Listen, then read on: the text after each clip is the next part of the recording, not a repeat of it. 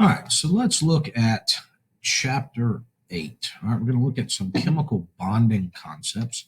And as part of this, we're going to see quite a bit of review, which is a good thing, from things that we did in year 1, but we're also going to look at some slightly more advanced, right, bonding concepts.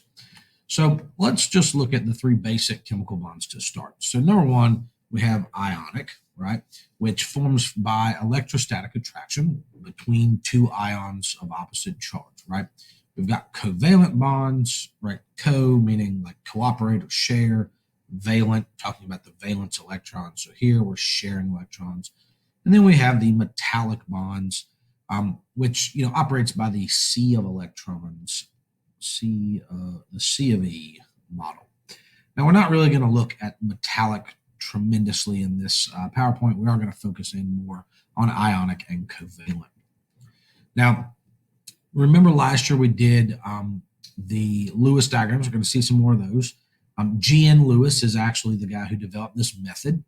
Hopefully you remember that when you see something like lithium with a dot, we know that each dot represents a valence electron.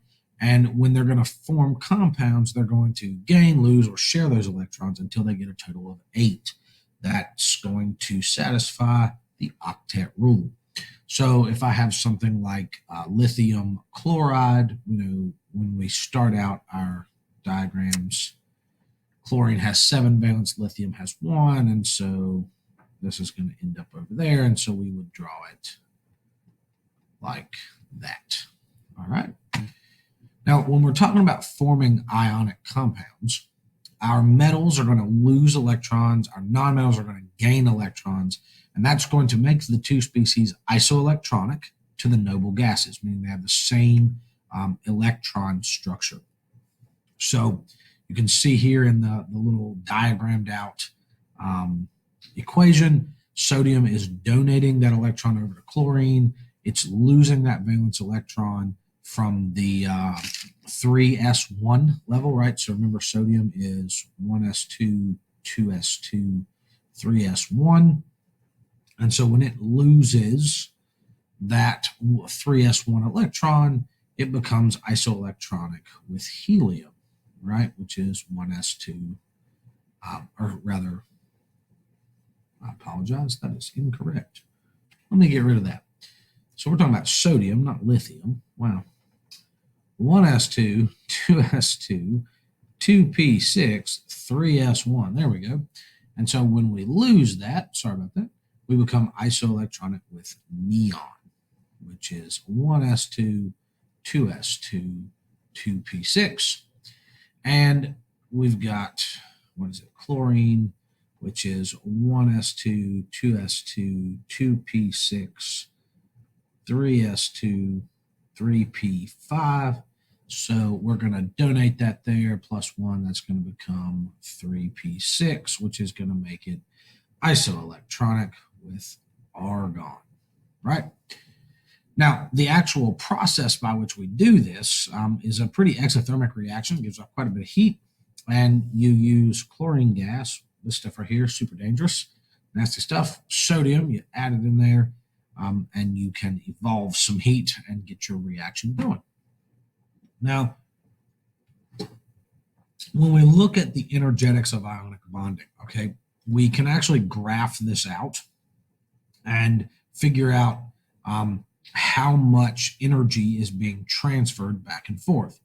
In order to do that, though, you kind of have to break down the steps of the chemical change. So you're going to see this delta H of formation. This is the standard enthalpy of formation. So little prime means standard, H is enthalpy, delta is change, and F is formation. So the standard change in the enthalpy of formation to get sodium chloride, salt, right, is kind of diagrammed down here. We'll look more at standard enthalpies later on.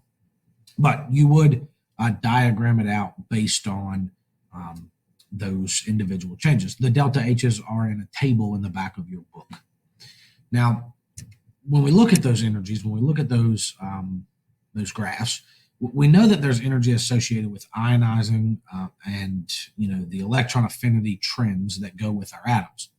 We know that it takes energy to convert an element down to atom, right? It's got to separate. This can be an endothermic. So you have to absorb energy into your structure, right, in order to get those elements to break apart into single atoms. It's going to take energy to make a cation. That's an endothermic process, all right? So stealing an electron requires the input of energy. If you're making an anion, that's exothermic, all right? We're going to expend energy in order to add an electron into a neutral element. When you form that solid, that crystalline solid that is the salt, that's going to release a lot of energy. That's exothermic. And the fact that this is a huge amount compared to everything up here means the formation of salts is going to be an exothermic process. Now we can calculate this. This is we can calculate that energy rather through using something called lattice energy. So lattice energy is defined as the energy required to completely separate a mole of solid ionic compounds into its gaseous ions. So it's the reverse if we want to find how much energy is given off exothermically when you make that ionic salt. The energy is going to go with something called Coulomb's law, in which case that right there is Coulomb's constant, which is 8.988 times 10 to the 9th Newton meter squared divided by C squared. Yeah, you don't need to know that number. If we use stuff like this, I mean, this is one of the nice things about upper level chemistry. On your constant sheet, you have Coulomb's constant. These are things we look up. We don't have to memorize them. Q1 and Q2 are the signed magnitudes of the charges on individual point particles. So what do I mean when I say that? Well, if I have Na plus 1 and I have Cl minus 1, we treat the element as if, or the atom as if it's a point charge. And so the Q is just the magnitude of that charge. So in this case, they would both be the same magnitude, but with opposite signs. Let's say you were doing something like MgCl2, right? That's going to be slightly different.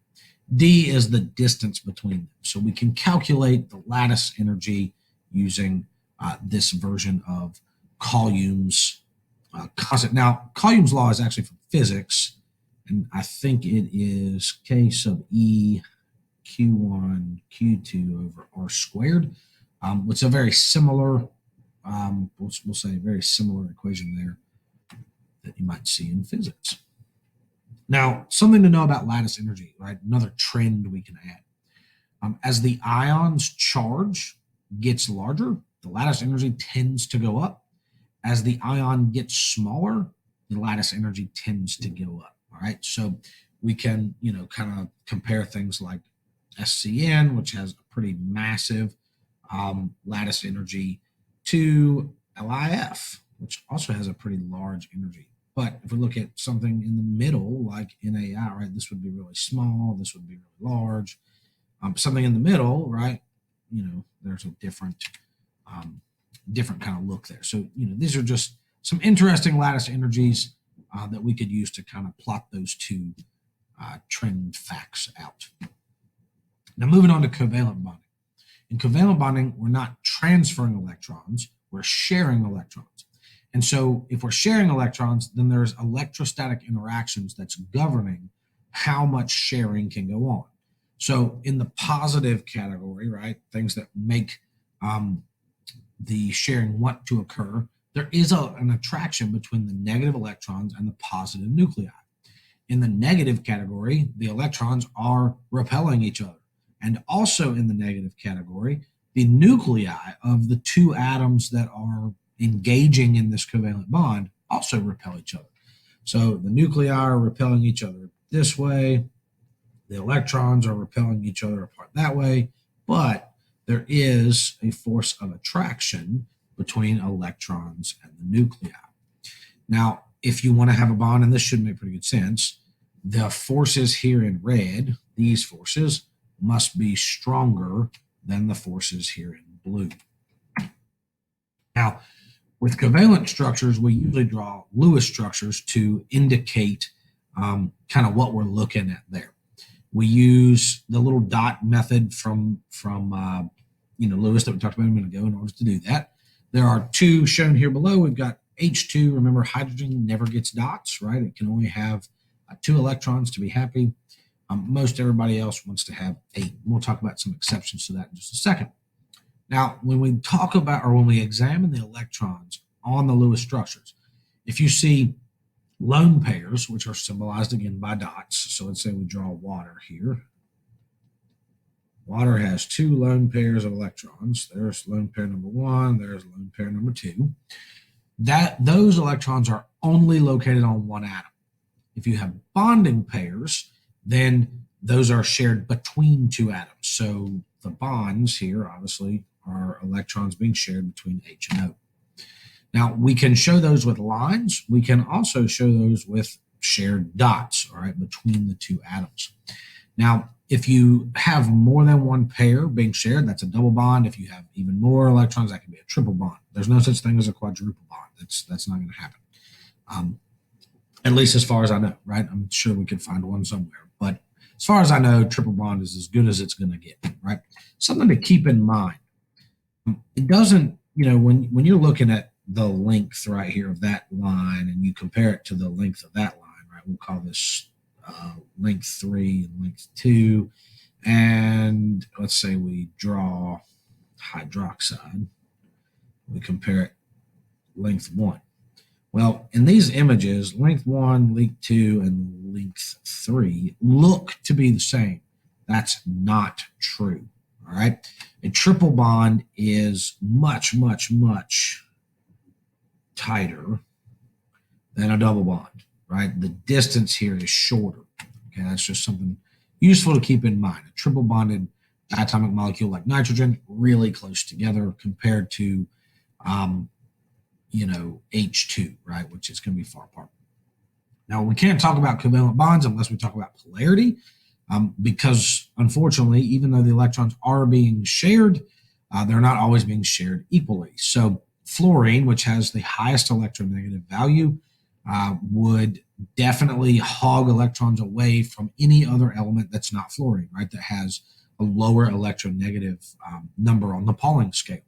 Now, a lot of times we will show that with an electropotential map, and this uses a color scale to show you where the highest density of electrons is. So obviously around lithium fluoride, F's over here, lithium's over there, right? This is how we would draw this, and that makes sense, right? We have way more electrons over here in our red area than we do over here in our blue area, okay? Electronegativity is something we talked about a lot last year. Your trend as far as how it works on the periodic table is going to increase up and to the right, stopping at fluorine, right? The noble gases don't have high electronegative values. It is a general trend. It's not always true. For example, you can see that ruthenium, rhodium, and palladium all have the same value, as do osmium, iridium, and platinum. So even though you're going left to right, they're not changing. Even as you go up a road, they're not changing. And in fact, if you look here, as you go up the road, they actually decrease. But the overall trend is as you go up and to the right, electronegative values are going to increase. It is especially true amongst the non-metals, okay? Now, when we look at electronegativity, sometimes we draw that with a dipole moment. Sometimes we draw it with a lowercase delta here, which means partial. So that's a partial positive and a partial negative. Or we just say, hey, the dipole arrow points towards fluorine. This means positive, and as you follow the arrow, it's becoming more negative, all right? That's how you read those two things. When we look at polarity, right, if we know the values for the two electronegative elements, then we can calculate the actual, scalar value of the polar bond, right? So the greater the electronegative difference, in which case you just do the electronegative value of the nonmetal, typically minus the metal. It's the biggest minus the smallest. It's an absolute value kind of answer. It's got to be positive. The greater that difference, the more polar the bond is. Now, dipoles are something that we talk about kind of in, hand in hand with polarity, right? And so the dipole itself is formed by the separation of two opposite charges. Now, last year, we talk about, like, let's say ammonia, right? So here is ammonia, and we draw this, and we say, hey, there's the dipole arrow, and it's just pointing at it, all right? Well, now that we're in AP, we can actually calculate that dipole, or at least understand how to calculate it. So the dipole moment, which we use mu, like it's pronounced mu, as the variable, sorry, I lost my train of thought there, can be calculated based on Q and R. So Q is the point charge, just like it was in the Coulomb's law slide, and R is the distance between the two nuclei, so from here to there. It is measured in dBs. I think that's how you say that, dBs. The dBi scale runs from 0, I think, to 11. 0 is going to be something like F2, right? Or Cl. I think Cl2 is actually, ignore the F2. Cl2 is actually 0 because they have the identical electronegativities. But if you have something like, I think potassium bromide, which is KBr, I think it has like a 10.5 dBi dipole moment. I mean, it's like super, super polar. So 11 is the max, 0 is obviously the lowest, and that's just something that we could also use to quantitatively describe the dipole instead of this qualitative arrow that we have here, right? This is a qualitative marker, right? But something like that is a quantitative marker. Now, when we're trying to figure out if something is compound or something is ionic or something is a covalent compound, the approach that we learn right off the bat, right, year one chem kind of stuff is, look, if it's a metal and a nonmetal, it's ionic. If it's two nonmetals, it's covalent. That's good enough for year one chem, but there are a lot of exceptions to that rule. For example, if you have higher oxidation numbers in metals, that can actually lead to covalent bonding. The best way to use, or one of the better ways to determine it, is the electronegative difference, but that still doesn't take into account the oxidation number. If you're actually doing this in practice, what we usually look at is the actual property of the compound. So something like a lower melting point would indicate a covalent compound, or if you had a really high boiling point, that would indicate an ionic compound. Now, just as a quick review, make sure that you go through these slides and you can write out, your dang dot diagrams, right, from last year. Make sure you can draw your Lewis structures. Just as a quick review, if you want to draw one of these compounds out, you need to know how many total valence electrons you have, including if there's any extra electrons or missing electrons based on the charge. So if you have a negative charge, then you have extra electrons. If you have a positive charge, right, you need to take some electrons away. If you're, drawing it out, write the symbol for your central atom, which is usually the atom you only have one of. Hydrogen never goes in the middle. Typically, halogens don't go in the middle either. Iodine is a notable exception of that. But put your attached atoms around the edge, get them as far apart, right? Follow the rules from Vesper. Remember, electrons repel each other. Put all of your dots around your attached atoms. Okay, keep track of your electrons while you do it. This tells us, hey, we have 2 electrons left over once we've added all of our attached atoms, octets. Put anything left over, even if it breaks the octet rule, on the central atom, right? And then we would actually want to account for, Vesper if we want to draw this in 3 dimensions, okay? If you have something like hydroxide that has a charge, right? PCl3 didn't have a charge. But if it does have a charge, make sure you put the whole Lewis structure in brackets and you put the charge outside. Now, if you don't have enough electrons when you get to the end, then you need to use multiple bonds to share electrons. So here we have HCN. Obviously, carbon is deficient right here. It only has 4 electrons total. It needs 8 electrons, right, in order to satisfy the octet rule. I don't have anything over here on hydrogen, which I'm not supposed to. So I need to share, right, these electrons and these electrons in order to get to 8. Remember, I can't exceed the total number I've got, right? So hydrogen has 1 electron, carbon has 4, and nitrogen has 5. So that is a total of 10 electrons. 2, 4, 6, 8, 10. So I can't just drop dots in the middle. That won't work. So 2, 4, 6, 8, 10. Didn't break my rule, didn't exceed my electrons. Everybody has 8, right? 2, 4, 6, 8. 2, 4, 6, 8. And hydrogen's happy with 2. Everybody's good. Now, something that we didn't do in first year chemistry with our Lewis structure, sorry, that's something in my eye, but that we definitely want to talk about in AP is once we have the Lewis structure drawn, we want to assign formal charges. So a formal charge is the charge that an atom would have if the electrons in the covalent bond were equally shared. So in order to find that, we do the formal charge as the valence electrons minus half of the bonding electrons minus all non-bonding electrons on that electron or on that atom.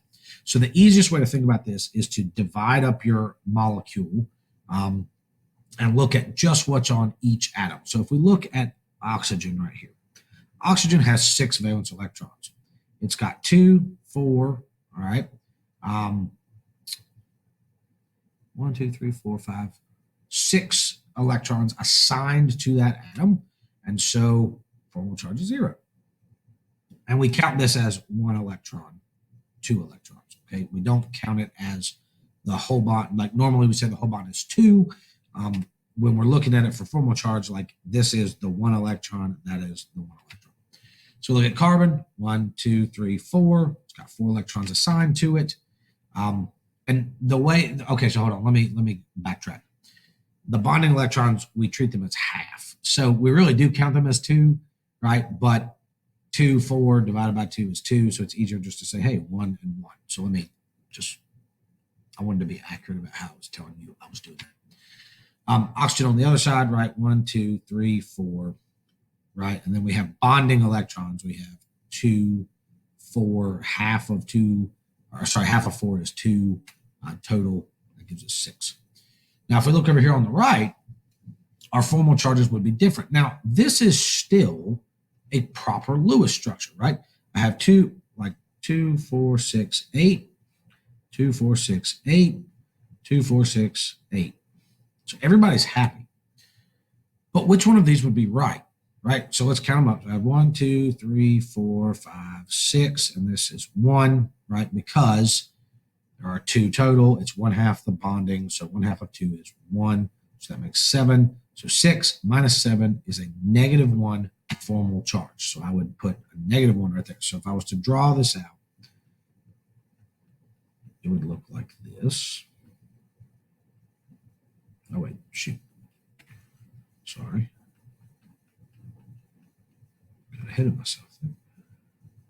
So I'd say, hey, -1. I don't put anything on carbon because it's 0, and I put a +1 on that side. All right, 1, 2, and I have 2, 4, 6. 1/2 of 6 equals 3. 3 plus 2 equals 5. So 5. So which one's right? All right. Well, the dominant Lewis structure is the one that gives all the atoms formal charges closest to 0. Okay. So if that's not something that answers your question, the next thing is that we want to put the negative formal charge on the most electronegative atom. So if we look here, all of these guys have 0s. So that is the correct Lewis structure of carbon dioxide. If I look at, say, this nitrogen cyanide molecule we got here, or sorry, sulfur cyanide molecule we got here, C in the cyanide, I would say, all right, well, who is the most electronegative? Where would I want that negative charge to go? So let's go back to our Pauling scale. Back here. Sulfur is 2.5, nitrogen is 3.0. 2.5. Nitrogen is 3.0. So we want, this is goal number 1, most atoms have formal charge close to 0. All right, well, let's get rid of that one because these both have 2 zeros, which is something I would like to keep. Second one says, I want the negative formal charge on the most electronegative atom. Well, nitrogen is more electronegative than sulfur, so this is what I want. That's not. So this would be the way I would want to draw that molecule. Now, sometimes the best Lewis structure that we can draw does not actually represent reality. If I looked at ozone here, this would probably be, this is how I would draw ozone. And I would have a double bond here and a single bond there, right? One X bond and a double bond.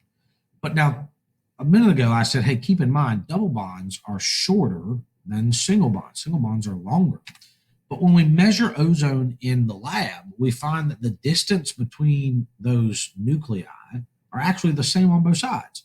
So that means that this structure can't be right. And that's because of something we call resonance. So resonance is the fact that, a molecule is not a static thing. Those electrons are moving. And so even though this is how I would probably draw it as a picture, this is also equally true. And so you got to put the two together to get your, reality. Now, resonance is really big in organic chemistry. So benzene, which is one of the base molecules you'll learn about in organic, is usually just drawn like this. It's a hexagon with this, circle inside of it, because both of these things are resonance structures of benzene. And so it doesn't matter if you put the double bond here or if you put it there. Quit that. They're both right. So this is usually how we draw it. Now, localized electrons mean that they're stuck to one specific atom, or they're shared between two atoms the whole time. So like, we could say, I don't know, O2. All right, these are localized electrons, okay? The lone pair is not entering the bond. That's not happening. Delocalized means they're being shared by multiple atoms. Another thing that we can run into when we're drawing Lewis diagrams at a higher level is the fact that there are some exceptions to the octet rule. Number one, if you have ions or molecules with an odd number of electrons, they don't always find, or they don't always feel the need to follow the octet rule. If you have ions or molecules with less than an octet, they, like hydrogen, they don't follow that rule. Or lithium, right? If you have, as an ion, if you have ions or molecules that have more than 8 valence electrons, which there are some atoms like that, they have an expanded octet, they're obviously not going to follow the octet. When you see an odd number of electrons, these are usually called, or actually they are called radicals. If you've heard about like free radicals in the body, that's what we're talking about here. They're quite unstable. They're really reactive. If you ever take like an environmental chemistry class, you'll learn a lot about them as far as the destruction of ozone and the formation of smog is concerned. We use them in organic chemistry in order to enact some reactions, pretty useful things, but these are correct molecules for what's actually being observed in nature. But obviously the oxygen and the nitrogen aren't following the octet rule. Things like boron, like BF3, boron does not have those lone pairs in the middle. And we see this in the elements in the second period, so N equals 2, before carbon, all right? So if you gave boron that filled octet, you'd be putting a negative charge on boron and a positive charge on fluorine. Well, fluorine is electronegative, and we know that the Lewis structure that gives the most electronegative elements the negative formal charge, that's the more stable Lewis diagram. That's the more correct one. So even though we could draw them like this, and I'm sure that as BF3 is floating around the universe, there is a little bit of resonance that is occurring. There is a small chance you find an atom that looks just like that, or a molecule rather. This is going to be the dominant form. If you want to kind of pull something out of that, basically, if you fill the octet of the central atom, and that puts a negative charge on the central atom and a positive charge on that more electronegative outer atom, then don't fill the central octet. Now, there are some things like, phosphate, not phosphate, PF5, sorry, wow, PF5, that, they can have more than 4 bonds, which means they have more than 8 electrons in their octet or in their valence shell. So we see those when the element is in either period 3 or 4, 5, 6, whatever, bigger than 3. And it can use its d orbitals to make more than 4 bonds. Now, if you take grad level chemistry, you'll see these energy diagrams that look something like, well, not like that actually. So you'll have energy over here, and you'll see like they look something like this, and you actually are showing the energy of like this bonding orbital and this bonding orbital for atom 1 and atom 2. And you can see why that works, because as if you think back to that video I did on electron configurations, like the 4s and the 3d energy levels are really close. And sometimes, it's more stable to do that than it would be to do this, right? And leave this empty. So that's one of the reasons there. Those are some of the exceptions, right? But we'll play those by ear, right? We'll talk about some of them, but I'm not a get you kind of teacher. I'm not going to like throw one of those on there just to say, like, oh, I got you, right? I mean, we want to understand them. We want to talk about them, but don't feel like you need to go out and memorize every single exception to the rule. Just know that there are exceptions that exist. Know what the exceptions are based around, and we'll kind of work through the examples as they come up. Now, the last thing we want to look at is bond strength. We're going to talk more about enthalpies later on, so I'm going to save these last couple slides, and I'm going to finish the video at a later date. But I am going to run through them right now real quick, because you are going to see some of these things in chapter 8. So when you're measuring the strength of a bond, what you're actually measuring is how much energy it takes to break the bond. This is called bond enthalpy. We'll get more into enthalpy when we get to the thermochemistry unit right after Christmas. So if I look at the bond enthalpy for Cl2, right, 2 chlorines bonded together, it comes out at 242 kilojoules per mole. If you wanted to figure out the, reactions in order to break one of those bonds, right, we would do it like this. So we look up the average bond enthalpies. They're in a table in your book. They're averages over a lot of different compounds, like C to H is averaged at 413 kilojoules per mole. So if I want to break a CH bond, it's going to cost me 413 kilojoules. These are endothermic processes. So these are all positive numbers. You have to, absorb energy to break a bond. Not every single bond in nature is going to have that exact same energy, but it's a close enough average that we can use it. Now, we can estimate the delta H, that enthalpy, by looking at the total number of bonds broken and the new bonds formed. You add the energy to break bonds, and then you calculate what's called delta H of the reaction. It is the sum of the bond enthalpies of all the bonds broken minus the sum, right, of all the bond enthalpies of the bonds formed, the new bonds formed. So if we look at that graph, right, we have CH4 plus Cl2 is making CH3Cl and HCl. So we're breaking CH bonds and a Cl-Cl bond. We have a CCl and an HCl bond being made. So we can go back and we can put those numbers in, and we would find that in order to do this, the delta H for this reaction would be negative 104 kilojoules, right, per mole. We'll look at some more of these moving forward, but you are going to see this in the chapter, so I wanted to give you kind of just a brief introduction to it. Again, when we get to the thermochemistry unit, that's when we'll really dig into this a little bit more. All right, so bond enthalpy and bond length go together. So check out this table. You'll see that as the number of bonds between two atoms increases, the bond length is going to decrease, right? So this is what we're talking about with like a single bond compared to a triple bond, right? So triple bond is shorter. That's the end of this video, though. Let me know if you have any questions, and I'll be glad to give you a hand.